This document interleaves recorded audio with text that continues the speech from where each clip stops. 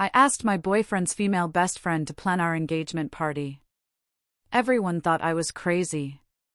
Alright, so picture this, you're finally getting everything you've ever dreamed of. The man you love, down on one knee, a ring sparkling in his hand.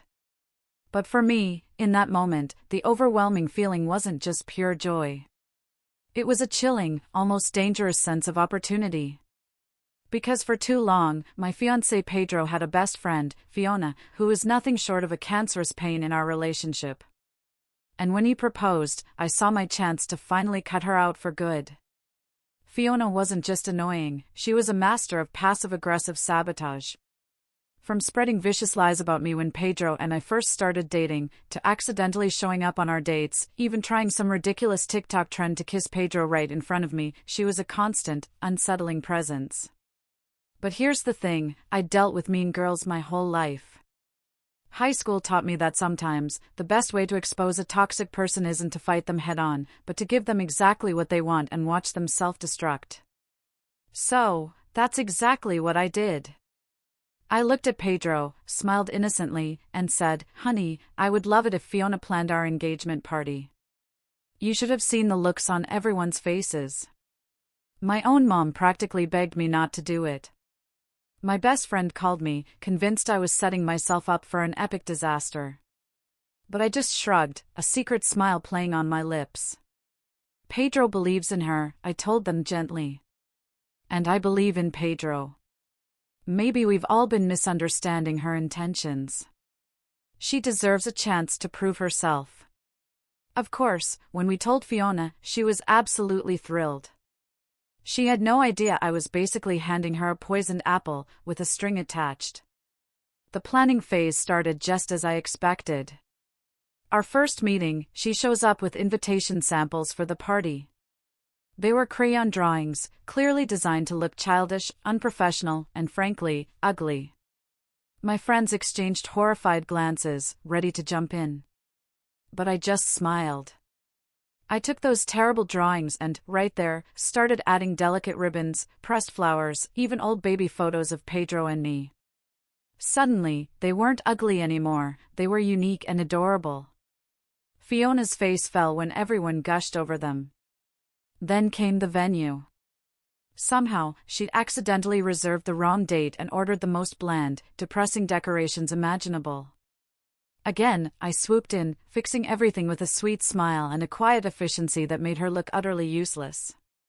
People started to notice the pattern, the accidental mishaps, the way I'd effortlessly turn them around. By the way, if you're still with me, make sure to hit that subscribe button. More unbelievable stories like this one are coming, and you won't want to miss them. The engagement party itself was where things really hit their peak. Fiona, of course, was in charge of the seating chart. And where did she position herself? Right between me and Pedro at the head table. I watched the whispers ripple through the room. The confused stares directed at her. Even Pedro's mom, bless her heart, blurted out how odd it was. I let the awkward tension stretch, tightening like a snare drum, until it was absolutely unbearable. Then, with the brightest smile I could muster, I chirped, "Fiona, you're so funny. You've switched our seats by accident, right?" Her face went absolutely white. She quietly agreed, mumbling, and swapped places.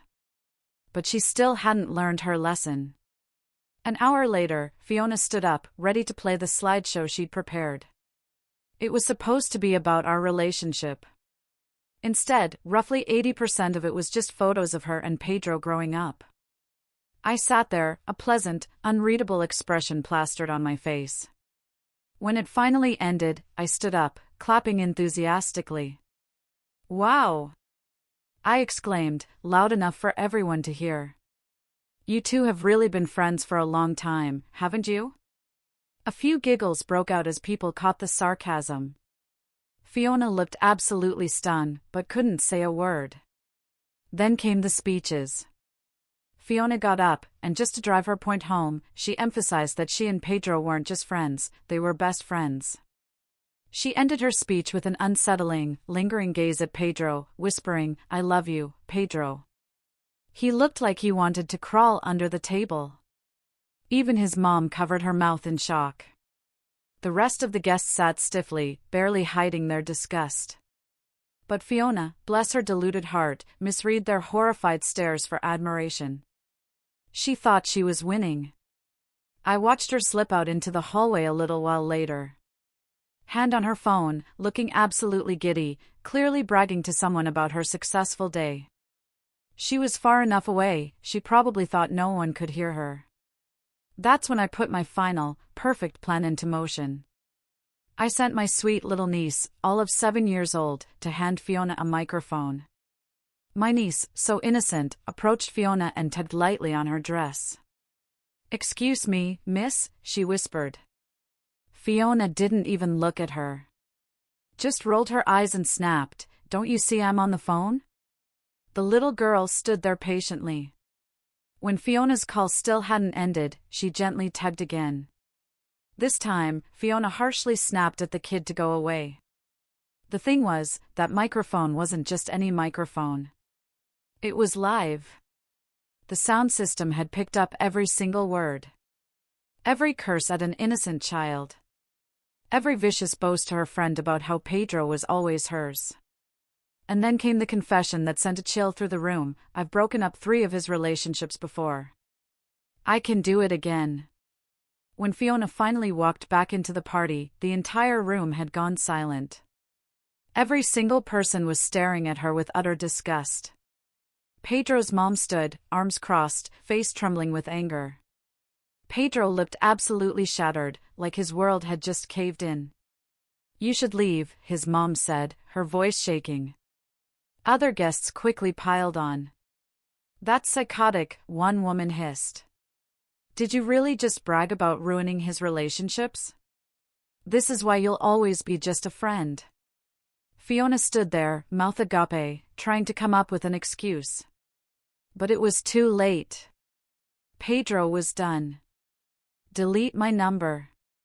Lose my address. Don't ever show yourself in front of me ever again," he said, pointing a trembling finger toward the door. Fiona started to beg, to protest, trying desperately to blame me. She planned this. She set me up." I just smiled. She was right, of course. But no one believed her. Not anymore. "You set yourself up, Fiona," I said, my voice calm and clear. "I gave you a chance to be a decent person, to be happy for us. But you couldn't even manage that for one night." Venue security escorted her out, sobbing hysterically. The victory tasted sweet. So incredibly sweet. For about 20 minutes. Then Pedro pulled me close, his breath warm against my ear. "Did you plan that?" he whispered. His tone was so quiet, so devoid of anger, but it made my stomach drop like I'd swallowed ice. I opened my mouth, but no words came out. The look in his eyes told me he already knew.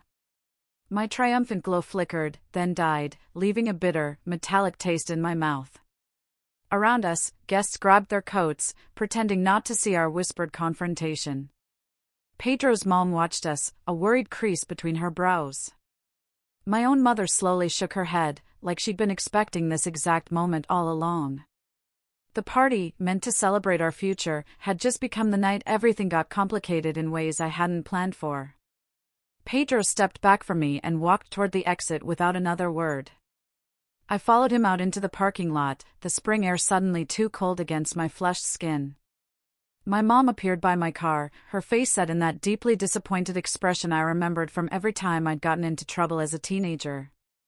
My best friend stood beside her, arms crossed, her silence louder than any lecture. I tried to explain. About Fiona ruining our relationship for months, sabotaging Pedro's last 3 girlfriends, how someone had to expose her before she destroyed us too. The words came out defensive, sharp, but even as I said them, they sounded hollow in my own ears. My mom cut me off mid-sentence. "You've gone way too far this time," she said firmly. "Public humiliation isn't the same as setting boundaries." I wanted to argue, to scream, but my best friend's disappointed gaze sealed my lips. They both got into their cars and left, leaving me alone with my phone buzzing incessantly in my purse. On the drive home, at a red light, I pulled out my phone. 37 notifications. Someone had posted a short video clip of the microphone incident, and it was already viral. I scrolled through the comments, one hand on the steering wheel, my stomach twisting tighter with every opinion. Half the people called me a genius, saying Fiona deserved it. The other half called me toxic, manipulative, saying engineering someone's public humiliation made me just as bad as her. I flipped my phone face down, but I could still feel it vibrating against the leather seat, an endless stream of judgment. When we got home, Pedro went straight to the bedroom, then reappeared with his pillow and a spare blanket. He asked if we could sleep in separate rooms. He needed space. His voice sounded so tired, so sad, it made my throat ache. I ended up alone in our bedroom, staring at the ceiling, the lamp still on. Closing my eyes just made his face replay in my mind, that look of disappointment mixed with betrayal, stuck on an endless loop. Every time I tried to tell myself I'd done the right thing, that Fiona needed to be exposed, I saw Pedro's face, realizing my plan. The victory I'd craved didn't feel like winning anymore. It felt like I'd broken something precious that I didn't know how to fix. I stayed awake until 3 a.m., replaying every mean girl tactic I'd learned in high school. Back then, it felt like survival. Like the only way to protect myself was to strike first, strike harder. Jessica Anderson, Sarah Chin. I remembered how those victories felt powerful at 16. But lying there at 26, in the dark bedroom I shared with the man I wanted to marry, those same weapons suddenly felt wrong. Childish. Maybe the tactics that helped me survive high school didn't belong in adult relationships, where people were supposed to talk through problems, not destroy each other. The next morning, Pedro and I sat at the kitchen table, 2 cups of coffee untouched, the steam rising between us. We stared at our phones, at the table, anywhere but each other. Finally, he set his mug down, the clink sharp in the silence. He said the word I'd been avoiding since last night. Manipulation. He said I'd engineered a public humiliation instead of just talking to him like an adult. I wanted to argue, but instead, I heard myself listing every single one of Fiona's boundary violations, the lies, the crash dates, that accidental kiss. My voice got defensive, sharp. Pedro let me finish. Then, in a quiet voice, one that felt worse than yelling, he admitted his part. He'd let Fiona get away with too much, for too long. He felt guilty for not protecting our relationship, for making excuses every time she crossed a line that should have been obvious. Hearing him finally acknowledge his own role, even amidst our own wreckage, brought a strange kind of relief. The air between us felt less heavy, but also more fragile, like we were holding something delicate that could shatter if we moved wrong. Pedro reached across the table and took my hand, his thumb rubbing small circles on my palm. He said we needed to figure some things out before moving forward. We agreed to pause all wedding planning. We needed to know if we were actually ready for marriage, or if we were just rushing towards it to avoid dealing with our real problems. The words hung heavy. For the first time, I felt truly scared. Scared I'd broken something beyond repair. He squeezed my hand, then stood, dumping his untouched coffee down the sink. That afternoon, I silenced every social media notification. The video clip had spread further than I could have imagined. Strangers with opinions on people they'd never met. Every buzz of my phone was a new judgment. The quiet that followed felt almost worse, leaving space for my own guilty thoughts. That evening, a direct message notification popped up from Maddie Lindsay, one of Fiona's friends. She called me calculated, cruel, asking how I slept at night knowing I'd humiliated someone in front of 100 people. The words hit hard. She wasn't entirely wrong. I typed a defensive response, deleted it, tried again, deleted it again. Finally, I closed the app. Sleep didn't come easy. The next morning, an email from Tony Ogden, our venue coordinator. Subject: formal complaint. My stomach dropped. Fiona had filed an official complaint about the microphone incident. Legal language, policies about audio equipment causing distress. This wasn't just drama anymore, it was real. I forwarded it to Pedro, speechless, feeling the weight of consequences settling onto my shoulders. Later that morning, I made myself do something I'd avoided. I pulled up the full, 3-minute audio recording of Fiona's hallway confession. I'd only listened to clips before, reveling in her exposure. Now, I listened. Really listened. Her voice, arrogant, bragging. Then the harsh snap at my niece. The chilling confession about sabotaging Pedro's relationships. I heard the exact moment my plan crossed from exposing truth into something meaner. Something that felt less like justice and more like revenge. Shame flickered through me, new and uncomfortable. That afternoon, I found my niece playing with dolls. I knelt beside her. "I'm so sorry, sweetie," I said, my voice catching. "I shouldn't have put you in the middle of adult drama." She looked up with big, trusting eyes. "You didn't do anything wrong," I insisted. "The grown-ups messed up, not you." I took her for ice cream, letting her order anything she wanted. As she ate, I still felt the guilt of using her innocence. 3 days after the party, Pedro's mom called. Brunch. To talk about next steps as a family. LY. She was kind, but direct. Both Fiona and I had made mistakes, she said, but Fiona needed to stay away. We planned how to handle future family events, what to tell relatives. His mom, who had always liked Fiona, wasn't making excuses anymore. We finally had a strategy. Pedro came home from work, completely exhausted. His shoulders slumped. Someone at work had shown him the viral clip. The story was making rounds in his office, turning our private pain into public entertainment. He was embarrassed, protective of us both, even as he processed his own hurt. That evening, my best friend called. She didn't let me off easy. "Being right about Fiona being toxic doesn't make your method acceptable," she said firmly. "Manipulation is still manipulation, even if it's aimed at someone who probably deserves consequences." I tried to argue, but she cut me off. "The point is, you engineered public humiliation using a 7-year-old kid. That's not who you want to be." I hung up, defensive, called out, but knowing, deep down, she was right. The next morning, I drafted a message to Fiona. Over and over. I proposed a truce, stop talking about each other publicly, let it die down.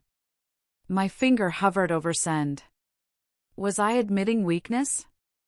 But the alternative, lawyers, venue complaints, endless social media drama, was worse. I sent it, heart-pounding, then immediately regretted it. Fiona replied within an hour. Anger. Accusations. She was consulting a lawyer about defamation and emotional distress. Called me a snake. Said Pedro would eventually see who I really am. My fear spiked. This could be a legal situation. Tony from the venue emailed again, detailing policies, suggesting a mediated phone call. This could cost us money.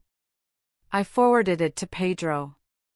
We sat in different rooms, processing the escalating nightmare. The next morning, Pedro had 2 mugs of coffee waiting. He suggested couples therapy before any more wedding plans. He wanted to marry me, but we had serious issues. His voice was steady, but his jaw worked, chewing on difficult words. I felt a weird mix of nervous and hopeful. Scared, but relieved he wasn't giving up. I agreed. We spent that afternoon searching for therapists, making lists, checking reviews. It felt good to work together on something constructive. Hope started to flicker. A week later, we walked into Eliza Napier's office. She had kind eyes and a calming presence. She started by asking directly, "Did you engineer the microphone situation at the engagement party?" My face burned. Pedro shifted beside me. Yes, I admitted, my voice quiet, small. Saying it out loud to a stranger made it sound so much worse than it had in my head. I tried to explain my reasoning, but it felt hollow.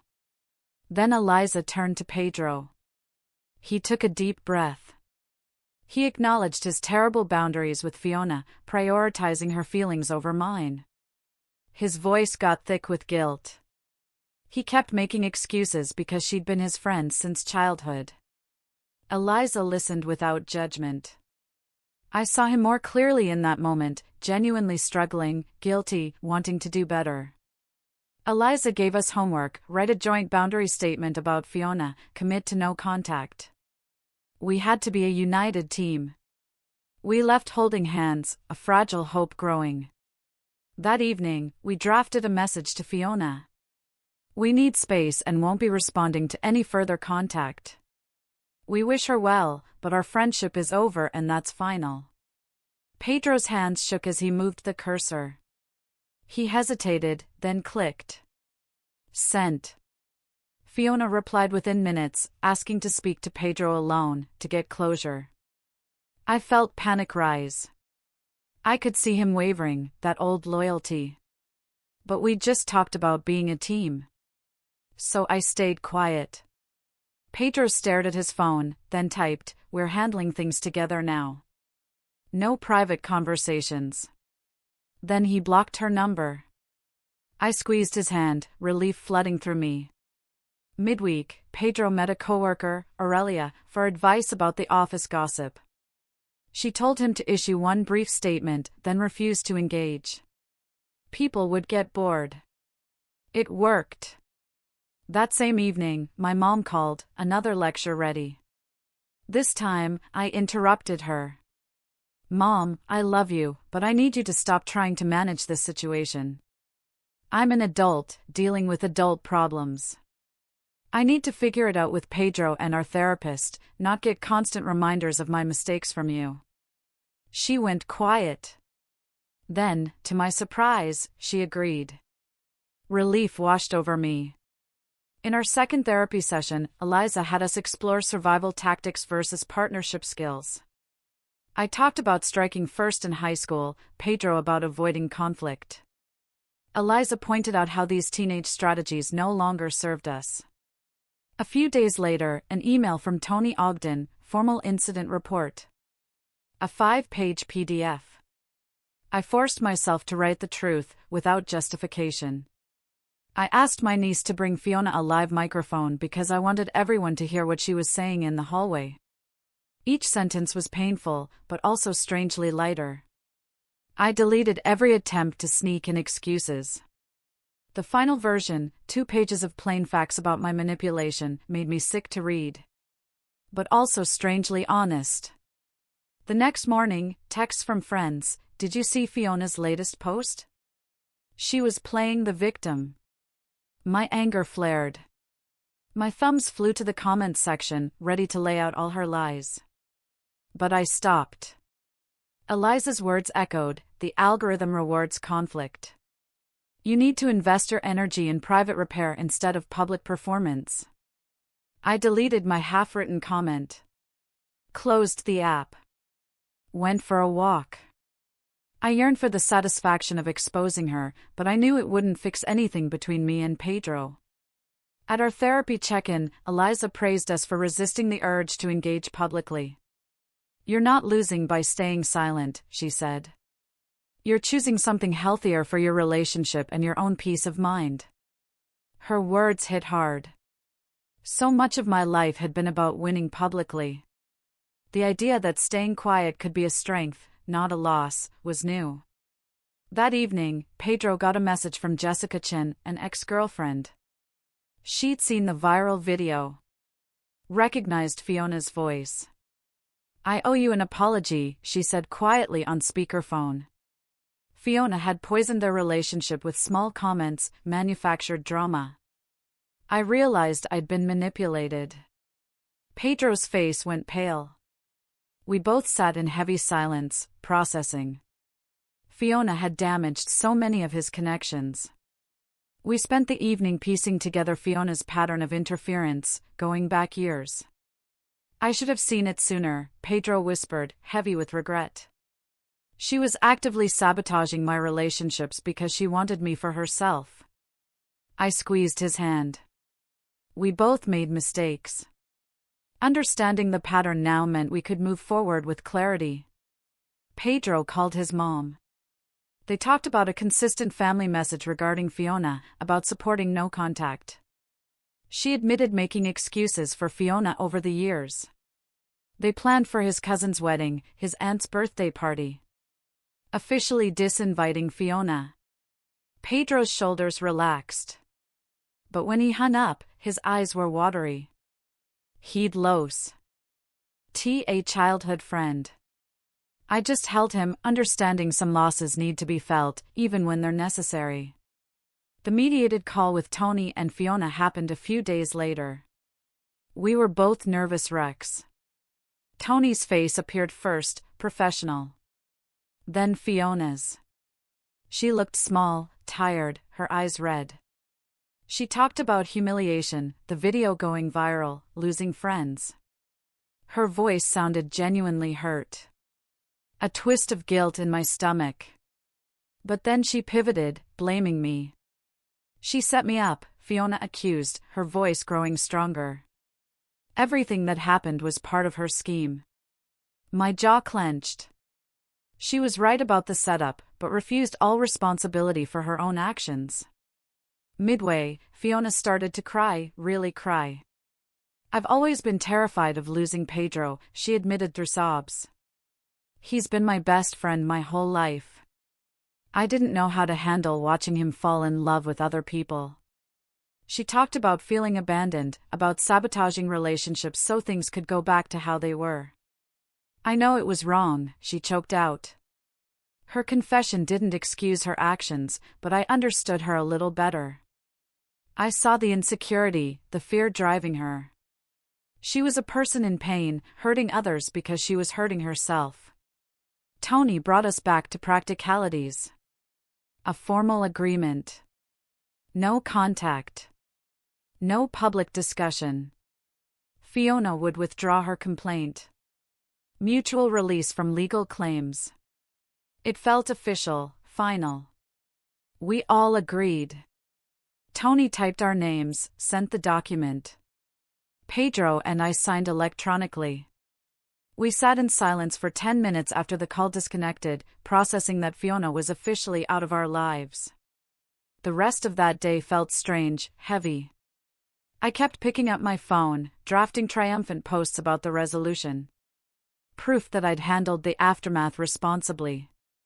But Eliza's voice echoed, private repair versus public performance. I stared at the draft posts, my thumb hovering. I rewrote it 4 times, trying to find a way to share without violating the agreement, without gloating. But each version felt wrong. My best friend's words echoed, become someone you're proud of. Posting would be sliding backward. I closed the app without sharing. The restraint felt physically difficult, but Pedro noticed. He squeezed my shoulder.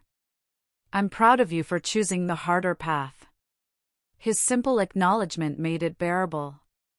Midweek, Pedro met Aurelia for lunch again.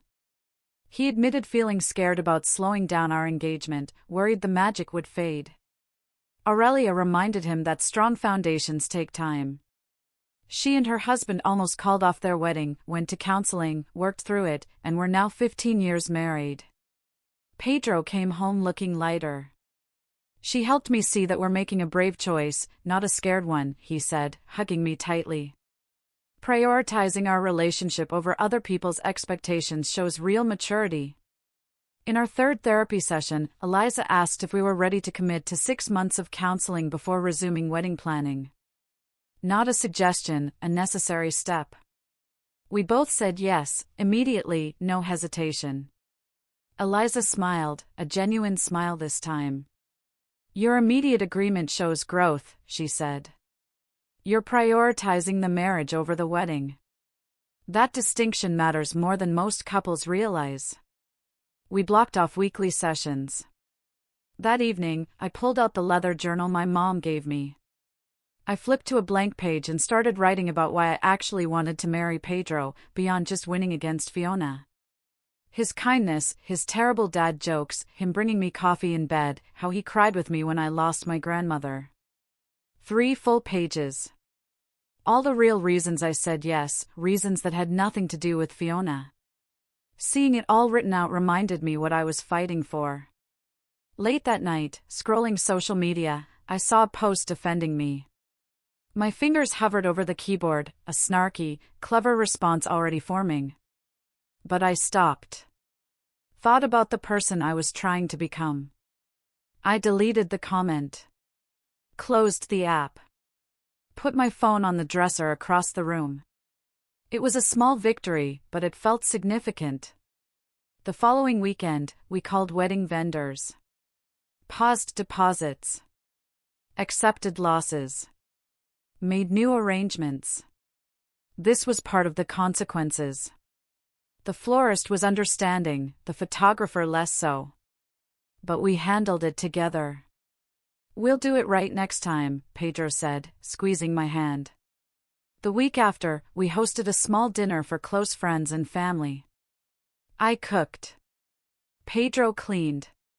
We waited until everyone had food. Then Pedro cleared his throat. I took a breath. I handled the Fiona situation badly, I admitted aloud. I manipulated circumstances instead of dealing with problems like an adult.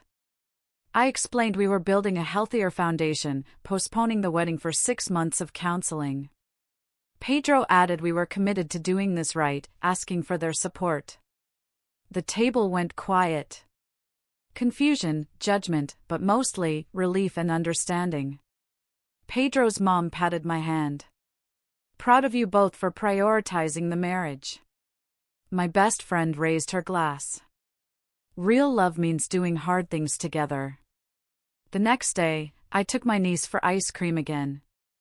Apologized more fully. She gave me a sticky hug. I forgive you, she said. Mommy explained you made a mistake, but you're trying to do better now. Her simple acceptance broke something open in my chest. Tears welled up. I cried in the car later, releasing something I'd been holding too tight. Pedro drafted a brief statement for his workplace. 3 sentences. Private, no discussion. It worked. Aurelia texted him later, people respected the boundary. 2 days later, an email from Tony, complaint resolution. Fiona had officially withdrawn her complaint. A small administrative fee.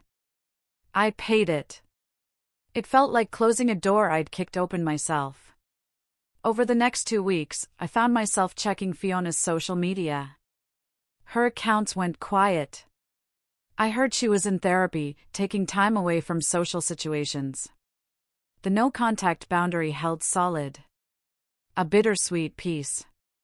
Sometimes, I'd see a car, hear a laugh, and my stomach would tense, before I realized it wasn't her. The fear response was fading. I scheduled my first individual session with Eliza. We unpacked my need for control, my high school survival tactics. Eliza helped me distinguish between real and perceived threats. I realized I was terrified people would think I was weak. The work was uncomfortable, but productive. My homework, pause before acting on manipulative impulses. The following weekend, Pedro found old photo albums. We spread them across the living room floor, looking through pictures of our relationship. First date, proposal, random Tuesday nights. Healing. He suggested we plan a future slideshow that centered us.